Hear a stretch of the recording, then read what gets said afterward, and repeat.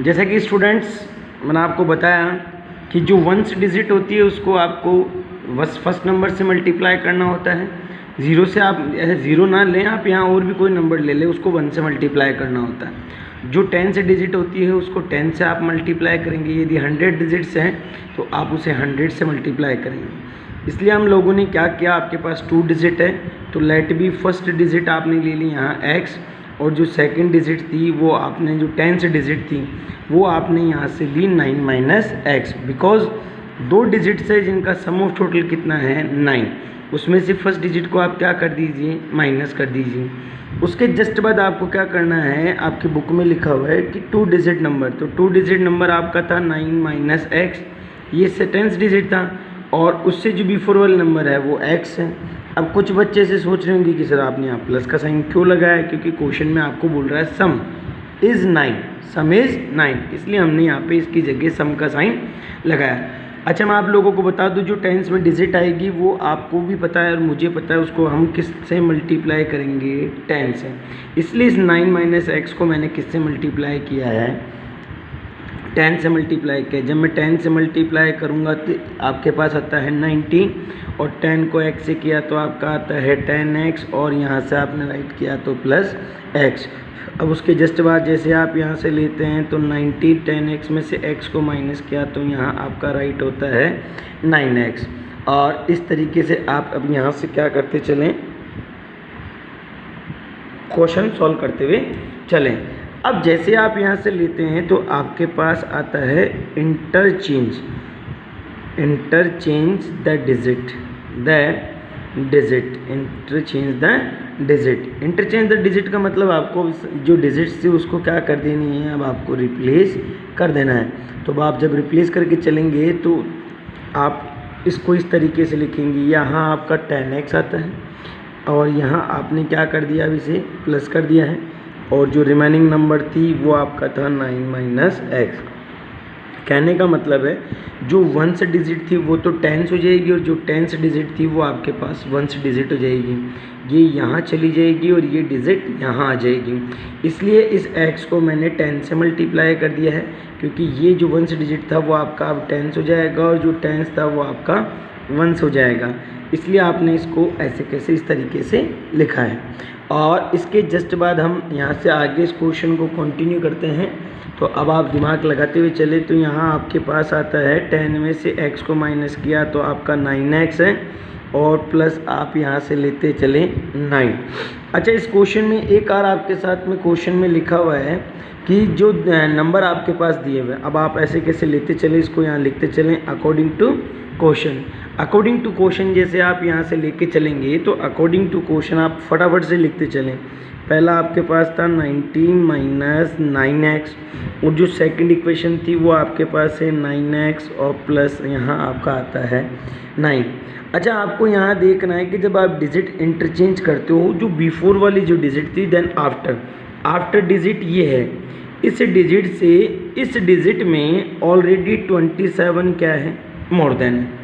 तो इस डिजिट में आपको 27 मोर देन बोला तो आप यहाँ इस 27 को और क्या करेंगे, ऐड यहाँ आप लोगों को करना है। तो आपने यहाँ ऐड कर दिया। ऐड करने के जस्ट बाद जैसे यहाँ से आगे चलते हैं तो आप इन दोनों नंबर्स को ऐड कर लीजिए तो 117 होता है। उसके जस्ट बाद आपका यहाँ से ये 9x राइट कर दीजिए, यहाँ आपका 9x और प्लस आप यहाँ से ले लीजिएगा, यहाँ आपका जो है वो 9 यहाँ आप क्या कर देंगे, राइट कर देंगे। तो अब यहाँ से जैसे आप लेते हैं तो 117, ये पॉजिटिव 9 इधर कन्वर्ट होते हैं, नेगेटिव हो जाएगा 9x, ये नेगेटिव था तो उधर जाते ही कन्वर्ट हो जाएगा प्लस में। अब आप जैसे इसको यहाँ से आगे सोल्व करते हैं तो आप माइनस कर दीजिए, तो आपके पास यहाँ से राइट होगा 108, और यहाँ से आपका राइट होगा 18x, और x इक्वल्स टू आप कर दीजिए 108 अपॉन 18, और x इक्वल्स टू आपके पास राइट होता है 6। तो जैसे आप यहाँ से लेंगे तो आपके पास जो आपकी 10th डिजिट है, 10th डिजिट, तो आपने 10th डिजिट लिखी, वो आपने लिखी थी x, तो x की जो वैल्यू है वो आपके पास क्या आई, 6।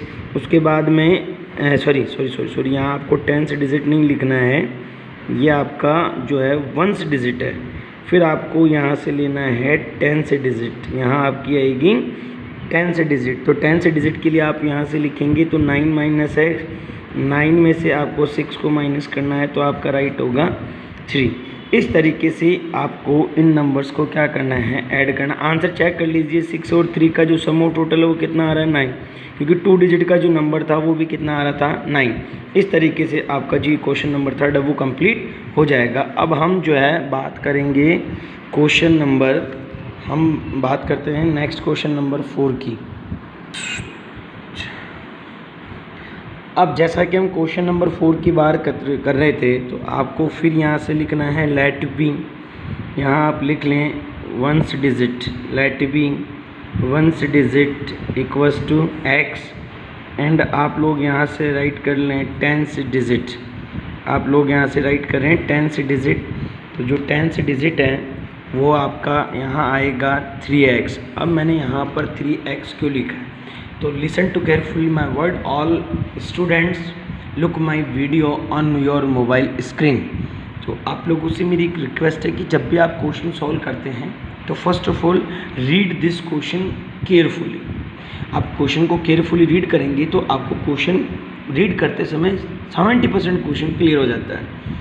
आपके पास 2 डिजिट नंबर है तो इसलिए मैंने एक को 10 से लिखा है, एक को 1 से लिखा है। मैंने आपको प्रीवियस क्वेश्चन में बताया कि जो 10 डिजिट होती है वो 10 से मल्टीप्लाई होती है और 1 डिजिट 1 से मल्टीप्लाई होती है। अब आप यहाँ देखेंगे कि ये 3x क्यों लिखा, क्योंकि क्वेश्चन में लिखा कि 2 डिजिट नंबर है जिसमें से 1 जो डिजिट है वो सेकंड नंबर से कितने टाइम्स मोर देन है, थ्राइस है। तो थ्राइस है तो 3 टाइम हो गया, 4 टाइम्स होता है तो 4x होता है, ट्वाइस होता है तो 2x होता है। इसलिए मैंने यहाँ से लिखा है आपके पास में थ्राइस 3x। अब आप यहाँ से ये डिजिट जो है, अब उन डिजिट्स को आप लेके चलें। अब उन डिजिट्स को जैसे आप लेके चलेंगे तो उन डिजिट्स में दोनों नंबर्स हैं, उन दोनों नंबर्स को आपको सम ही करना है। तो मैंने यहाँ से लिखा तो 3x और यहाँ पे भी लिखा x। अब मैंने आपको प्रीवियस वीडियो में पहले भी क्लियर किया था, मैं अब भी आपको क्लियर कर रहा हूँ कि जो 10 डिजिट होती है वो किससे मल्टीप्लाई होती है, 10 से। तो जैसे हमने 10 से मल्टीप्लाई किया तो यहाँ आएगा 30 और यहाँ आएगा x। इस तरीके से हम इनका जब सम ऑफ टोटल करते हैं तो यहाँ आपके पास आता है 31x। 31x आपने यहाँ राइट कर दिया। उसके जस्ट बाद आप यहाँ से लिखें interchange the digit, interchange the digit, interchange the digits. अब इंटरचेंज द डिजिट्स जैसे आप करते हैं, जो 1 था वो तो 10 हो जाता है और जो 10 था वो 1 हो जाता है। मैं आपको यहाँ लिख दूँ 1 डिजिट, यहाँ से आप लिख लें। यहाँ जैसे आप इसको सॉल्व करते हैं तो यहाँ आता है 1 डिजिट। तो 1 डिजिट जो है अब आपके पास में उल्टा रिप्लेस होता है, तो 1 डिजिट तो अब आपके पास 3x हो गया, एंड 10 डिजिट, एंड 10 डिजिट। तो जैसे आप यहाँ से लेंगे तो 10 डिजिट x हो गया। अब वही बात आपको मैंने अभी बताया कि 10 से जो डिजिट होती है उसको आप 10 से मल्टीप्लाई करें और 1 डिजिट को आप एज इट इज़ राइट कर दें। तो यहाँ 10x और प्लस आप लिखें 3, तो टोटल आपके पास यहाँ होता है 13x। 13x के जस्ट बाद आप देखेंगे जो भी आपके पास न्यू नंबर क्रिएट होता है, दोनों का सम करने के बाद, दोनों डिजिट्स का जो सम है, मतलब इसका सम और इसका सम, इन दोनों डिजिट्स का जो सम है वो आपके पास 80 आपकी बुक में गिवन है कि जब इन दोनों को ऐड करते हैं तो हमारे को इसको ऐड करने पर, जैसे हमने यहाँ से ले लिया अब अकॉर्डिंग टू क्वेश्चन में 31x प्लस 13x, आप इनको ऐड कर लीजिए और इनका जो सम ऑफ टोटल है वो आपका है 88। तो जैसे आप लेते हैं तो यहाँ आपके पास आता है 44x equals to 88x equals to आप लेंगे तो 88 अपॉन यहाँ से राइट कर दीजिए 44x इक्वल्स टू यहाँ राइट होता है 2। इस तरीके से आप इसे क्या कर लीजिए, इसमें राइट कर दीजिए क्योंकि सबसे इजी इक्वेशन यही थी। तो जैसे आप यहाँ से लेंगे तो इसको आप इक्वेशन फर्स्ट दे दें, इसको आप इक्वेशन सेकंड दे दें। तो आप यहाँ से लिख दीजिए x इक्वल्स टू 2, यहाँ से लिखेंगे पुटिंग इन इक्वेशन, किस में पुट किया, फर्स्ट में पुट किया तो 31x, फिर 31x की वैल्यू 2 और मल्टीप्लाई करने पर आपको गिवन होता है 62। उम्मीद करता हूँ आपको ये क्वेश्चन इजीली समझ में आ गया होगा और आप इसको आराम से सॉल्व कर सकते हैं। अब बात करते हैं न्यू क्वेश्चंस। क्वेश्चन नंबर 5 की जब हम चर्चा कर रहे हैं तो क्वेश्चन नंबर 5 जब आप रीड करेंगे तो आप थोड़ा सा माइंड लगाएं। Sobu's mother's age and Sobu's age is 6 time. Sobu की जो मदर है उसकी जो एज है वो सोबू की एज से 6 टाइम है, मतलब 6 गुना है, उससे 6 गुना बड़ी है। सपोज लाइक एग्जांपल के लिए मैं आपको बताता हूँ, यदि आप माँ और बेटे आप अपने घर में रहते हैं, मदर एंड स्टूडेंट, यदि मम्मा की आयु आपकी मम्मा की आयु 10 वर्ष है या आपकी आयु 10 वर्ष है, सपोज अब आपकी आयु ले ले 10 वर्ष, तो आपकी जो मम्मा है वो आपसे ग्रेटर है 6 टाइम, मतलब 6 टाइम ग्रेटर मतलब होने का मतलब है आपकी उम्र अगर 10 साल है तो आपकी मम्मा की उम्र होगी 60 ईयर। 6 टाइम मोर देन है, तो 6 टाइम मोर देन का मतलब होता है कि आपकी जो मदर है उससे आपकी जो एज है वो कम है और आपकी मदर की आपसे क्या है, मोर देन है। तो जैसे आप यहाँ से लेते हैं तो हम लोग सबसे पहले सोबू की जो एज है उस सोबू की एज को क्या करेंगे, राइट करेंगे। तो आप सबसे पहले यहाँ से लिख लीजिए let be Sobu age, Sobu's age equals to X year and his mother his mother 6 time थी तो 6x। फिर आप यहाँ से ले लीजिए, अब जैसे यहाँ से अब आप आगे लेंगे, क्वेश्चन क्लियर है। फिर आफ्टर 5 ईयर, 5 साल बाद, तो आफ्टर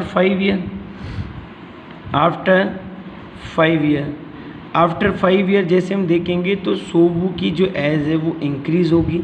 अगर सोबू की एज इंक्रीज़ होती है तो उसकी मदर की भी एज इंक्रीज़ होगी। तो मदर की एज इंक्रीज़ करने से बिफोर आप लिखें अकॉर्डिंग टू क्वेश्चन।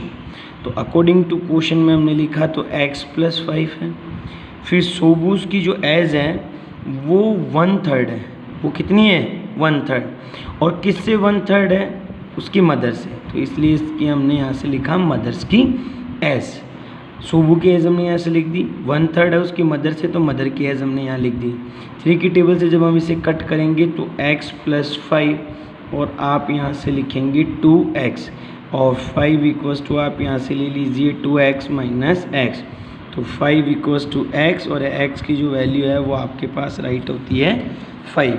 अब आप यहाँ से इस 5 को क्या करेंगे, तो जो सोबू है, सोबूस एज, सोबू की जो एज थी x थी, x की वैल्यू आ गई 5। तो सोबू की जो एज है वो 5 ईयर है।